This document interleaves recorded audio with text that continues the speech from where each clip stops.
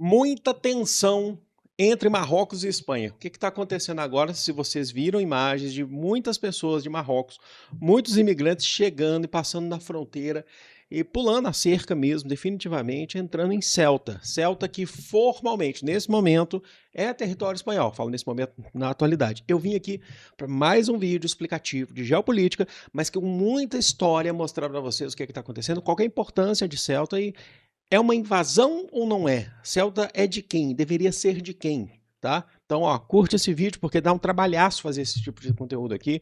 É muita pesquisa também, conteúdo de história aqui. Então, eu agradeço de coração todo o apoio que vocês dão pra gente. O que acontece? Primeiro, vamos contextualizar a atualidade. Nos últimos dias, milhares de pessoas de Marrocos pularam a fronteira, pularam a cerca e chegaram em Ceuta.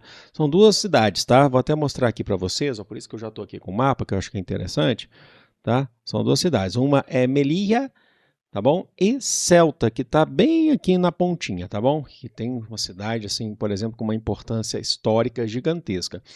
E aí você deve falar, uma das maiores dúvidas, espera aí, mas Ceuta está no território do continente africano. É, continente africano é território ali, tá? Mas tá ali, peraí, faz fronteira direto com Marrocos.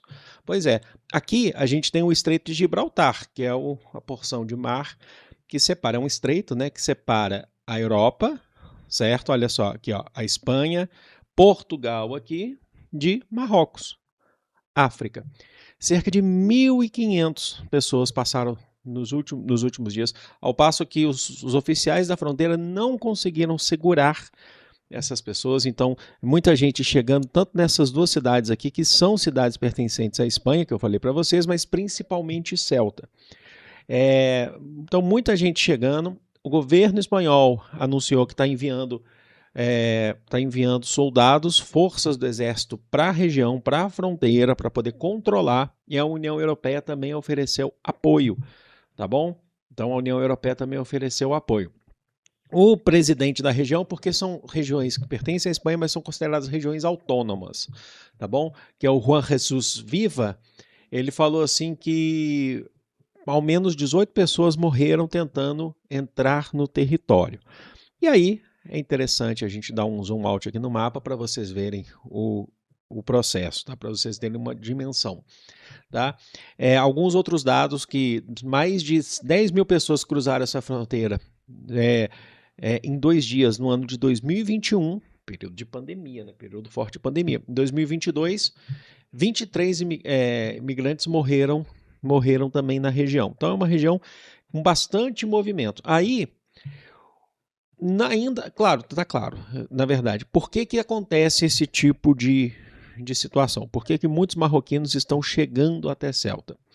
Alguns vão falar que é por conta de um apoio que a Espanha, a proximidade que a Espanha tem tido com a Argélia, país vizinho, olha aqui, que tem uma rivalidade com Marrocos, que eu vou explicar já para vocês. Outros vão falar que outros não, porque também é por uma crise humanitária e também por uma questão de reivindicação territorial, tá bom? Muitos querem entrar na Europa, numa questão de imigração mesmo. Agora, é muito importante destacar qual que é a importância dessa região de Ceuta. Porque Ceuta é território africano. Você não tem a dúvida aqui, ó. Ceuta está aqui, ó. Tudo bem? É uma cidade, tá bom? É uma região, território africano. Tá bom? Se eu fizer até aqui, mandar o 3D aqui, deixa eu ver se aqui eu tenho condições de fazer o 3D de Ceuta. Ó. Território africano. Ok, então nós temos ali, só que pertence à Espanha. Mas como assim? Primeiro, essa região, aí que é importante a gente saber de história, tá vendo? Essa região, ela é tão importante, inclusive, para o Brasil, porque, assim, para a história da colonização brasileira, tá? Por parte de Portugal, porque ela foi a primeira grande conquista do Império Ultramarino Português. Isso lá em 1415, lembrando, Portugal foi o primeiro estado nacional, o primeiro estado a se lançar, o primeiro país, né, a se lançar ao mar.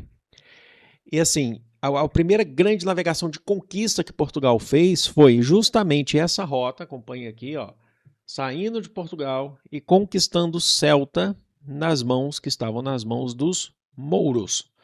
Os mouros são os africanos tá bom? Com muita influência do islamismo. Então, Portugal, esse foi o primeiro grande passo que Portugal deu lá em 1415, conquistou Celta, e a partir daí o Império Lusitano foi crescendo tamanho, você foi ganhando tamanha proporção que eles foram conquistando passos por passo, né? Passo por passo. Então, por exemplo, primeira conquista de Celta em 1415, ficou nas mãos de Portugal.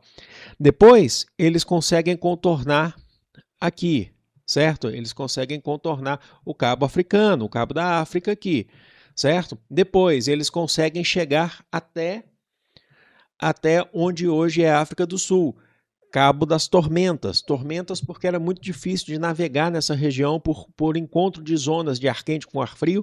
Eles tinham muita dificuldade de navegar nessa região, tinha muitas tempestades, e eles queriam contornar o cabo, certo? E aí a gente tem como considerado na época, os grandes heróis da nação, eles eram os grandes navegantes que conquistavam para o Estado português. O grande herói da nação naquela época foi Bartolomeu Dias, que antes da chegada ao Brasil ele conseguiu contornar o Cabo da Tormenta, que passa a se chamar a partir dali de Cabo da Boa Esperança. O destino era Calicut, tá? Chegar na atual Índia, na verdade no continente asiático, nas Índias. Eles já conheciam o continente asiático, tá? Inclusive por navegações pelo Mediterrâneo, por terra. Lembrando, Oriente Médio, que é a Ásia Ocidental, é continente asiático. E depois teve a viagem ao Brasil. E aí você deve se perguntar, pera, então, Celta, a partir de 1415, passou a pertencer a Marrocos. Desculpem, a Portugal. Sim. E quando que teve essa virada de chave que Celta passa a pertencer à Espanha? Entre 1580, lá no século XVI, até 1640, a gente tem Espanha e Portugal com o mesmo reino. Tá? É o período que a gente chama, para quem acompanha as nossas aulas aqui, é o período que a gente chama de União Ibérica. O rei de Portugal, ele morre, inclusive morre em atual Marrocos, tá? Na região, que era Dom Sebastião. Ele morre, ele era muito jovem, tem aquela questão de uma crise de sucessão, ele não deixa herdeiros, né? Na verdade, um tio-avô dele assume depois, só que era um religioso, não podia ter, era um cardeal, né? Cardeal Dom Henrique, não podia ter filhos, teve até um pedido para o Papa a fim de deixar um herdeiro para Portugal, para garantir a sucessão. Não teve jeito, eles tentaram, teve disputas, inclusive entre parentes mais próximos ali de Dom Sebastião. Quem assume o reino é a dinastia filipina, que era da Espanha, tá?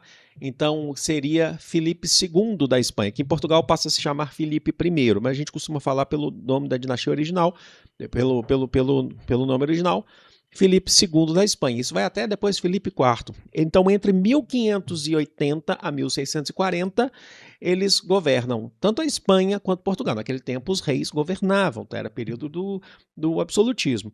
Ao passo que o próprio Brasil, então, passou a ser governado, certo? Apesar da gente ter aqui as capitanias, tudo, mas passou a ser governado de forma direta pela Espanha, certo? Ao passo que os espanhóis eram inimigos dos holandeses e expulsaram os holandeses que estavam aqui no Brasil, porque os holandeses tinham um tratado, né? Eles tinham acordos comerciais com Portugal no investimento dos principais engenhos, principalmente da região nordeste do Brasil. Os holandeses foram expulsos pelos espanhóis, mas você deve se perguntar por quê? Porque a Holanda, Países Baixos, era, né, uma boa parte dela, aqui, ó, era território espanhol. E antes da União Ibérica, eles tinham acabado de conseguir a sua independência em relação à Espanha. Então a Espanha falou, então nós vamos expulsá-los do Brasil, porque eles estão lucrando com o território nosso, agora nosso. Isso lá em 1580. E aí foi quando os holandeses, eles invadiram primeiro Salvador, mas duraram pouco tempo, em 1624, né? E depois Pernambuco, que não era Pernambuco enquanto estado, né? Era uma capitania, que não era só também Pernambuco, chegava até aqui, vinha até mais ou menos aqui nessa região, aqui Marrocos, desculpa, Maranhão, pegava o Ceará, parte do Piauí, Paraíba, certo? Essa União Ibérica, ela dura, então, de 1580 a 1640, quando Portugal consegue uma nova dinastia para retornar ao reino de Portugal. é o período que a gente chama de restauração portuguesa.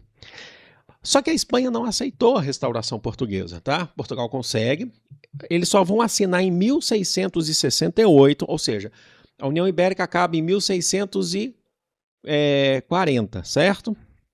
Só em 1668 eles vão assinar um tratado chamado de Tratado de Lisboa, que a Espanha reconhece definitivamente a restauração portuguesa, só que em troca Portugal cede Ceuta para a Espanha.